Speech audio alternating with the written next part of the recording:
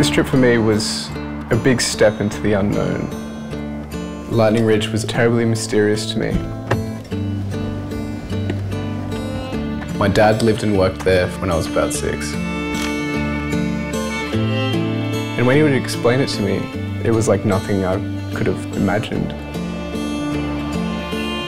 I really wanted to see how he lived, where he lived, where he worked.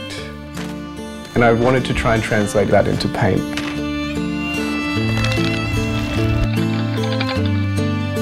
So my process is all about discovery.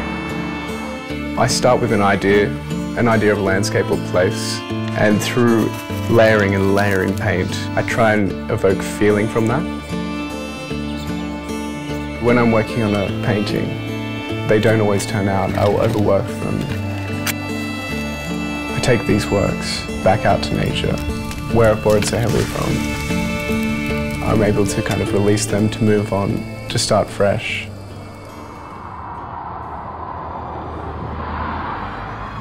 Clay agitator would have been a place where my dad spent a lot of time sifting through dirt to find opal. Through the sifting process, the agitators become a huge mass of clay from years and years of work. The clay has created this beautiful, textured, shattered porcelain look, and it was terribly special for me to stand there. It's almost overwhelming. It wasn't just a landscape, it was me connecting with my dad.